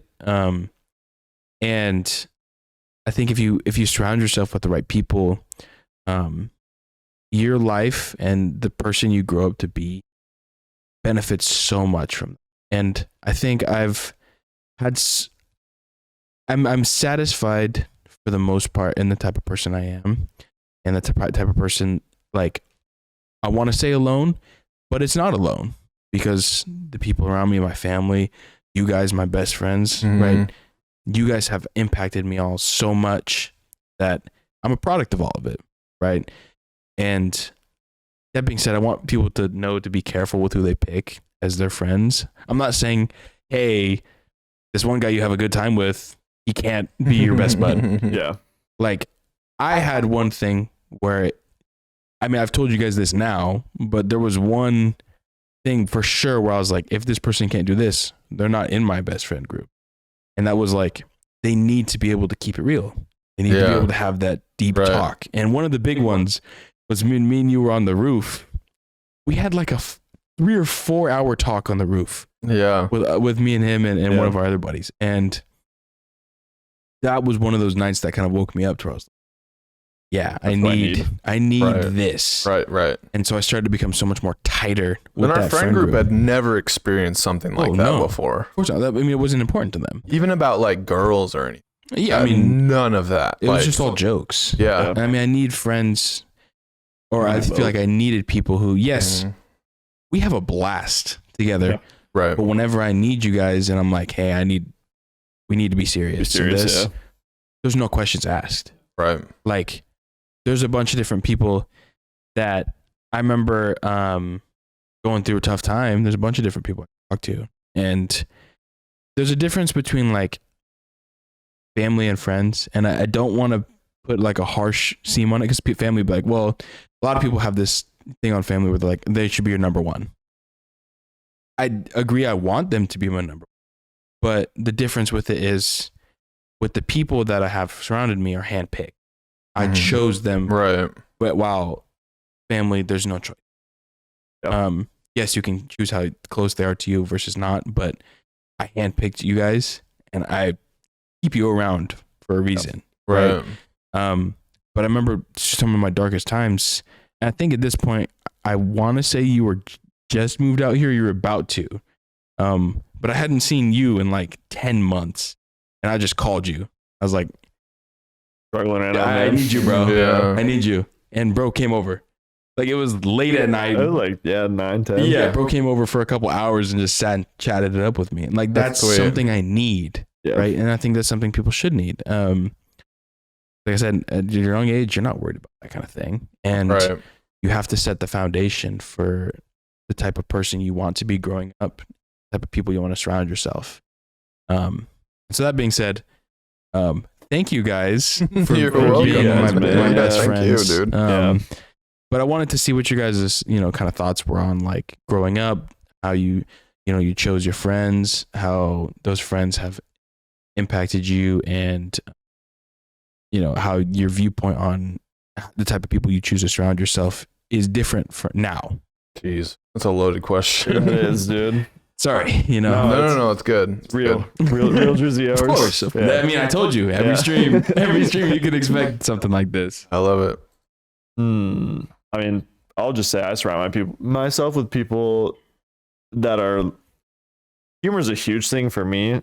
Like, well, you don't want to sit there and have a shit time together. Yeah, right. I mean, like, you got to be able to laugh and like. Bless each other balls. Yeah, you have to be like, if somebody can't take it, they're just like, it's like, damn, we're not gonna really, unless there's a second time where we can kind of like figure it out, but like we're not gonna stick around very long. So it's like, I don't know, like my cousin, obviously you guys know, I'm not gonna name drop, but like we were very just like this growing up because we're only 3 months apart, and so it's just like we grew up the whole, our whole childhood doing stuff, and like obviously as we get older, we kind of split a little bit just because like we're all so busy in our own lives. You're figuring yourself out too. But it's still like, he's like, I still consider him my best friend, one of course, but like just from all the stuff we've gone through growing up, and like nostalgia is a huge thing for me. Like I hold on to it always. So like just having somebody that grew up and experienced everything I did, and like we can just talk about it at any time.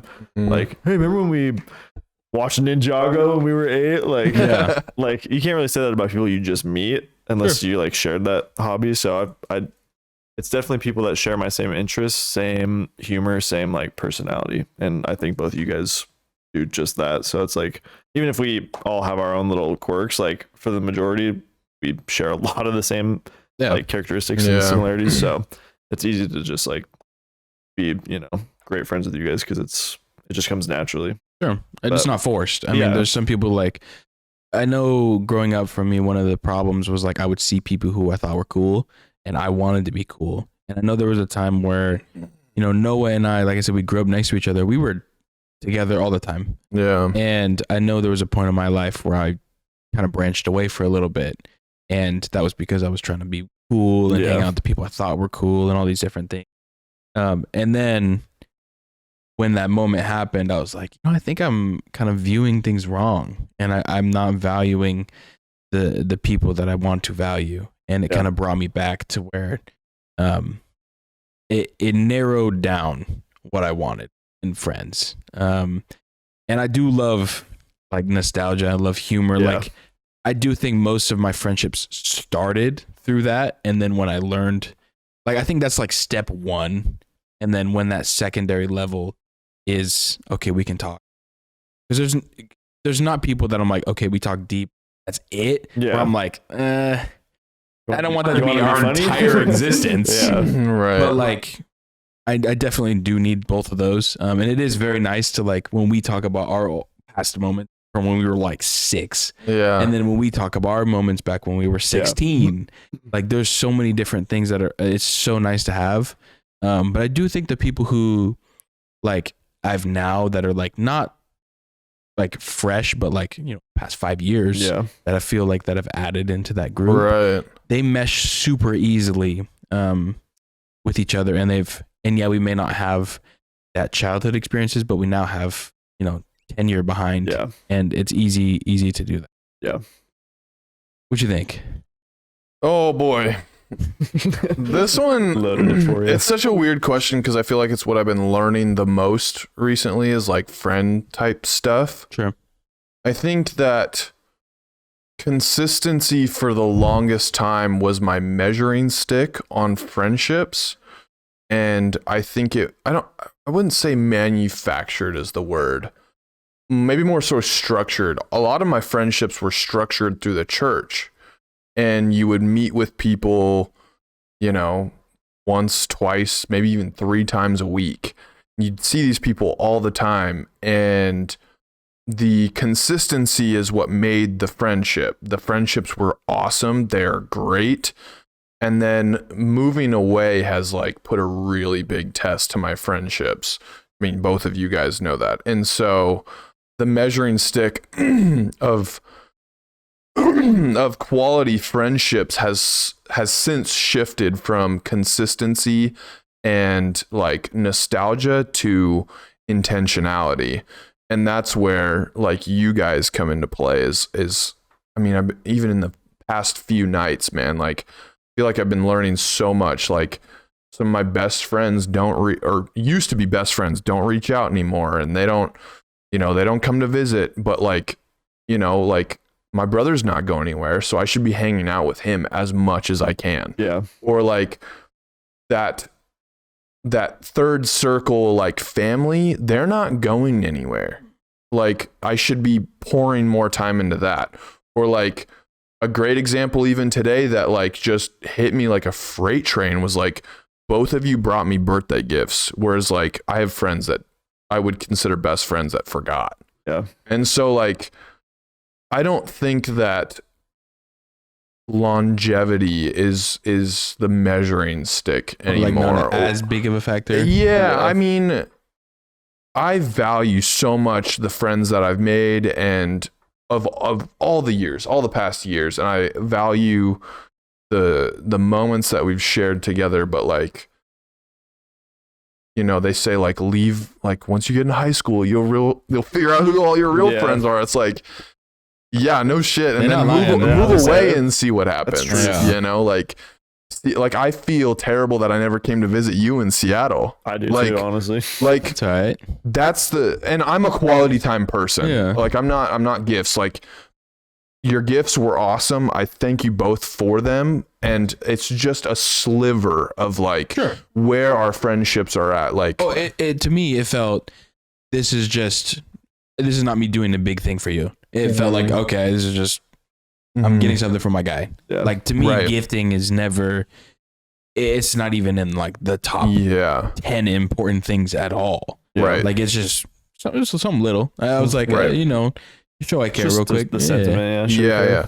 And so that's kind of where I'm at in like figuring out friendships and like, I don't know, dealing with that. Like they say friends come and go, but the way they say it makes it sound easy. Yeah. You know, like if your cousin ended up moving to the other side of the United States, like how does that go? You know, it doesn't go well. No, yeah, it's tough. And so, and because I'm a quality time person, intentionality has like meant the world. And so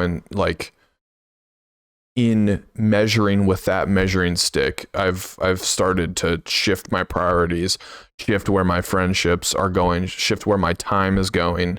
Very important. I think a lot of people, can you hold my mic for a second? I have to pee and I want to be an active listener. Yeah. Should I keep talking with Jake? All right, let's do it. Hold up. That camera kind of went out of focus there for a second. Oh. Let's put him right here. We'll mark it. You can pause it too. Pause? Yeah. Unpause. All right, we're back. Noah went to the bathroom. There we go. That's right. No, when we did the pod back in the old days, I would go to the bathroom multiple times. Oh, dude, we were. It's just unavoidable. Unplanned. Dude, I did lose my train of thought. Friends. We were talking about friends, intentionality, what the measuring stick was for friends. Yeah. Okay. I remember. A lot of times I feel like people, not saying that it's not hard, because it is very difficult, but I feel like a lot of people try and revive a dead friendship, or they try and hold on to something that is not anymore, and they don't know when to let that, because there's so much more time that you could be doing other different things and investing into other different relationships. I do know sometimes, like, there's been some where I'm like, I thought we were closer than we were, and then I end up finding out we're not, and then I'm still trying to revive this friendship to back to where I thought it was, and I'm just wasting time at that point. That being said, to people say, what I heard a quote a long time ago. I mean, obviously it's a pretty popular one. Is the grass isn't greener on the other side; it's greener where you water it. Right. And so it's where you put that time into. Obviously, some places are better, but it really is where you put that time. So I think it's important too. Like, what are you watering the grass with? Like, my wife is a whole generation older than me, and so when we would go hang out with her friends, I'd often feel left out in the very early days. I don't feel it anymore as much, but in the early days, like, we would walk away from like a gathering and be like, you realize all they did was talk about high school, right? Like, they talked about memories the whole time, and I think that's good. I think that's important for a core relationship. Andre and I do it. You and Andre do it. We do it. Yeah. We all three do it. No big deal. But I think it becomes a big deal when it's the only thing holding the relationship together. Yeah, absolutely. And I've noticed that, like, I don't click well with people who are just like stuck in, like, I want to go towards the future. What are you doing? What's going on right now? Where are your goals at? Like, and I think oftentimes that's left out of the conversation too, with at least in my experience with friends, you know? Yeah. And one of the things I feel like I'm glad you bring this up, because it's things that I didn't realize I valued at some point. And this is one of the things, I underestimated with you, is whenever I would tell you, and it was specifically after we haven't talked in a while, whenever I would tell you something new in my life, I would get hit with like 15 questions. Yeah. And initially I'd be like, it drove him crazy, dude. And I was about to say, initially I'm like, damn, bro. Like, one, this is square one that I know of that I'm just letting you know here. But I'm also like, damn, bro, let me breathe. Like I would answer the question, ask another one, answer the question, and I'm like, damn, just let me process 1 second.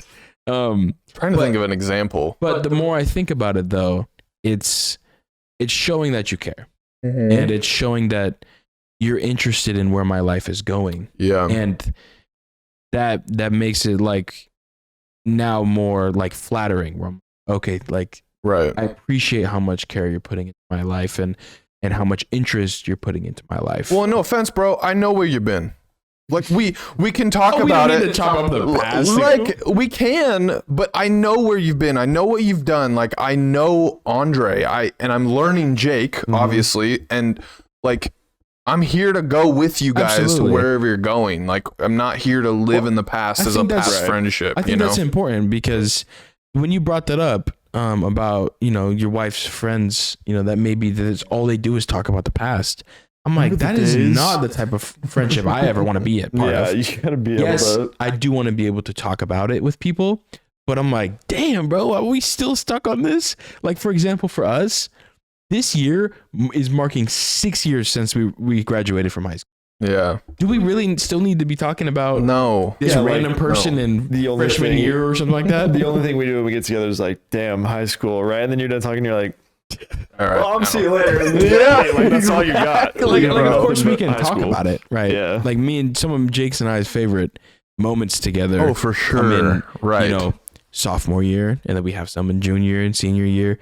But the thing is, the thing we talked the most about last week before, like previous month, where we're going in the future. Yep. And I think that's pretty crucial to telling where your friendship is going, because if you're continuously talking about in the past, where it's going to stay. When it comes, that comment also, I think, in full transparency, comes from a place of toxicity of my parents and their friends and my friends holding me in a place of the past. It's like I've grown way beyond that. I am no longer. I noticed this with my mom, and one of my friends is like, this dude has 2 kids and he's engaged. Like, and she still talks to him like he's the same 14-year-old that like we were wrestling in the front living room. It's like, hold on, this guy's got a career, he's got kids, he's got a family. Like, while you may say X about him, he has grown much farther beyond that. And I think that translates to a lot of friendships is like, yeah, I may have been goofy. I think a memory that sticks out to me too is like my aunt, like, oh, like that's Noah. He's got all the crazy ideas. He wants to go 110%. It's like, yeah, don't you? Yeah. Like, let's go 100%. Like, if we're going to do this life thing, let's go 100%. Like, you don't care? Yeah. If you're not going 100%? Well, it's like, don't discount what I've just said or what my goals are based on this goofy guy that you used to know in high school. Exactly. Like I'm ready to go here. Yeah, it's like, oh, that's Jake. He's the golfer. Yeah. It's like we're not holding Jake to his golf. Like that's my only characteristic. Yeah, it's like remember when you golfed? Yeah. Right. Anyway, see you later. Cool. Thanks. I know what you mean, and it's something, and it ties back to me saying like, people trying to hold on to dead friendships. It's because obviously they want to get to where they were, and I don't think it's because of that person. I think they want to get that feeling back when they were that age, when things were simple, when they felt the most of life, because a lot of people after high school, they don't do much with their life, and so it becomes stale. Right. And reviving that dead friendship, you have this viewpoint of what that other person is when they're not that person no more, and then the same vice versa, you aren't that person no more. Right. And I think that's when you start to value different things, when you start to choose your friends more wisely, and when you start to change as a person, when those friends start to drop off. Yeah. Because you start, you realize what's more important to you. And yeah, you if you're pushing too much into something that's clearly not going anywhere, you're just wasting your time at that point. I mean, you can be cool with people, but you don't need to be buddy with everybody. and that's okay. And I think people don't understand, like, not all friends are going to be for your entire life. And it took me a while to understand that, that there's people that are friends for a specific time in your life. And those people, yeah, as much as you guys have impacted me, those people have as well. But the thing is, you guys continuously positive. I mean, even negative ways, right? That's just how it goes. Oh, for sure. But those people don't understand that, like, having a friend, you know, that only lasts for like a season or a specific period of time, as well as that may end, it doesn't have to be ending negatively. Yeah. It could just be like, okay, well, you know, we're not really buddies anymore. Like, I still want the best for him. I'm not, there's no bad blood. Yeah. It's just, you know, you outgrow people. And there's different stages of your life and whether people don't really fit in very much anymore with you. Yeah. Part of it, man. How it goes. And one of the things when you were talking about, like, you don't need to talk about my past because me, like I said, we've been next door neighbors. What do you remember what year that was? 2007. 17 years Nice. that we've been this close. I don't need to tell him. We don't need to talk. We've had an entire adult year, adult life, or kid to 18. Well, I think at least in my experience, those conversations always start very well. Like if we're all sitting at a dinner party or whatever, your cousins are there, your wife's there, whatever, and I go, Jake, tell me about your parents. And because I want to get to know you, I want to get to know how you're raised. I want to know what characteristics you're trying to stay away from and which ones you're trying to adopt. Mm-hmm. When you start to talk about that stuff, that automatically like brings in an air for your cousins and your sisters or brothers or whoever to talk about it as well. Yeah. And then you guys connect over memories. And I think that's very, very healthy. But as an outsider looking in, if it goes too far, it almost feels like you're being excluded almost. I don't know. And so there's a really, really fine line there walking. Yeah. I think that's a great question to ask though. Like I like the way that you try to get to know people that way because a lot of people it's like, hey, how are you? Like, what are you interested in? But you're very like, tell me about your past, like deep family. Yeah, like which is sweet because then you actually build healthy relationships. Right. Well, and it shows in a similar way that I said that like brought gifts. Yeah. Yes, that's like a small thing, but the more he like invests time into the person you are, you get in return. Not only does it show, not only that, but it shows to you that you have cares about you like that, and that is worth your time. And if it's definitely reciprocated. There's a bond there, right? Builds, and it's something that wouldn't have been there had you not invested it and seeing it.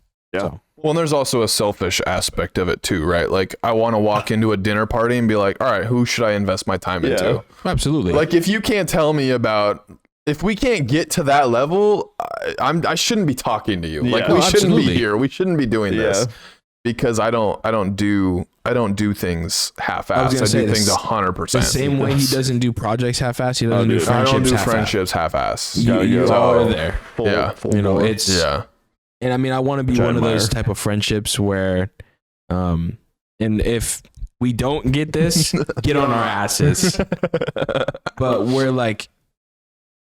we're 70 and we bullshit with each other. We're doing our different things. We're meeting up still, all those kind of things. That's important to me. Yeah. As much as like we get so caught up in different things, I think it's important to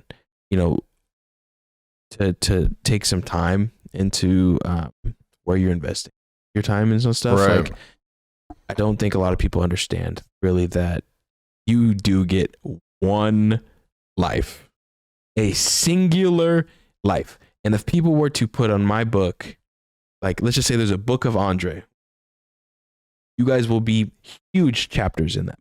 Dang. And if you think about life like that, like you care a little bit more on where you invest. Yeah. And so if you give it that kind of thought, it's pretty powerful. I agree. I like that. Yeah, and so it is a very selfish outlook, though. I will say, no, it is for sure. I don't. Like there's no space for me to give you the light fluff that will change your day. Yeah, like I don't do that. Well, at the end of the day, it's up to me to change my day. Right. And I think going about things selfishly, not only for yourself, but you're only in charge of yourself. Sure. And the same way I'm only in charge of me, you're in charge of you. You're in charge of you. Like, yes, I'm there to pick you up, but at the end of the day, like, I can't help you. You don't want to be helped. Yeah. Right? That kind of thing. But I do want to wrap this up here soon. But I do have a couple more things. This has been a fantastic conversation. No, I agree. And this has gone a lot better than I honestly expected, and it's gone a lot smoother. And in previous podcasts' sake, I feel like this feels more comfortable. Sure. And it feels more authentic. At least for myself, I know in the podcast in previous times, I would be very quiet. I wouldn't really talk much. I'd stutter over a lot of my words. Yeah. But I feel a lot more comfortable, and I feel more sure of what I'm saying. So that being said, let us know if you want to see more of this. I'm not opposed. It may be hard in person, but we might be able to get something going.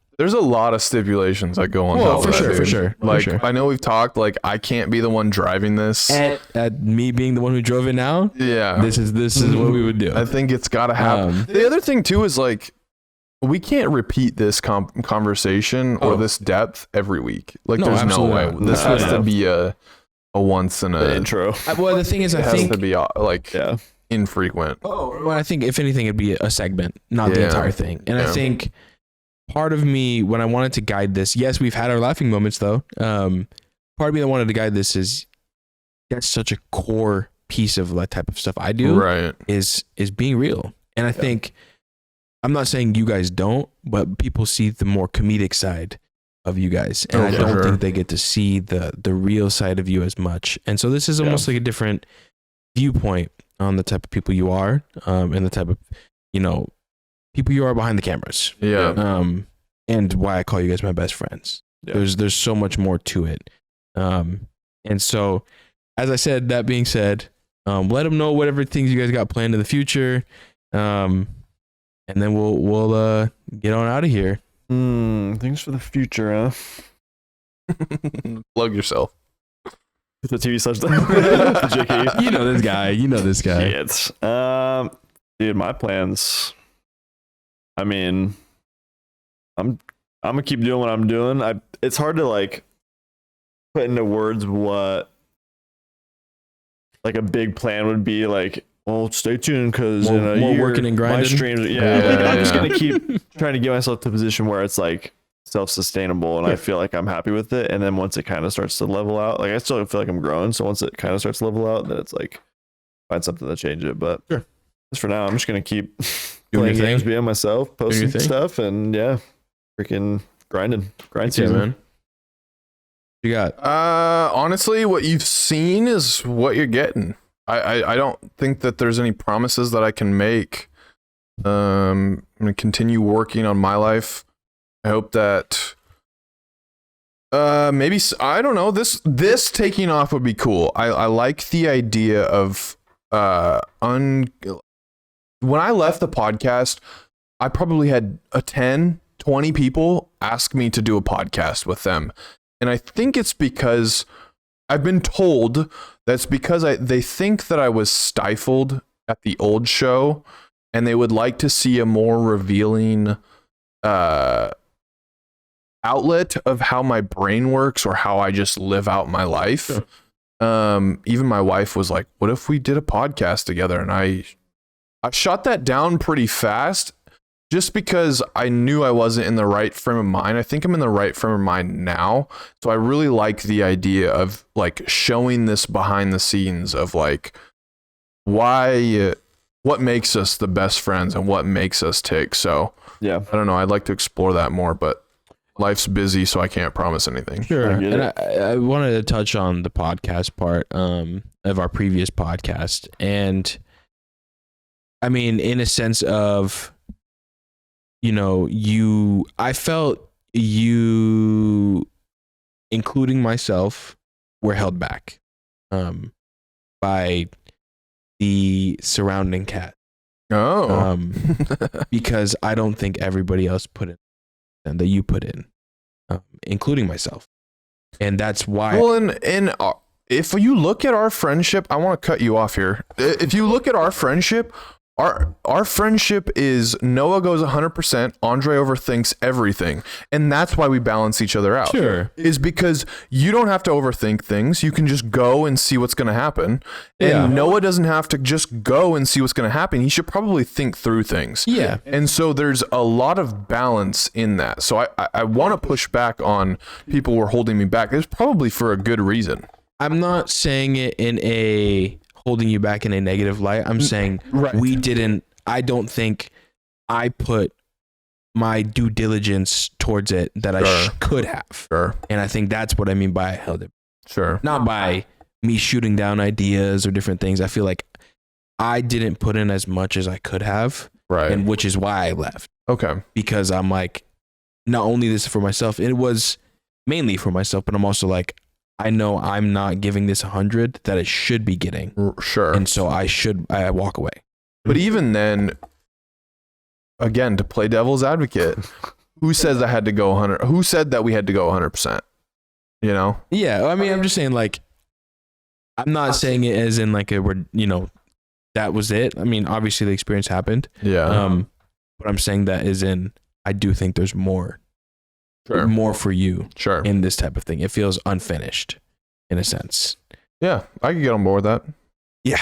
So what about you? Plug yourself. What's going on? Obviously it's going to be a little bit of a chunk of time until I get back to streaming. But I will be back to streaming hopefully plan on being consistent. I would be very interested in continue something like this.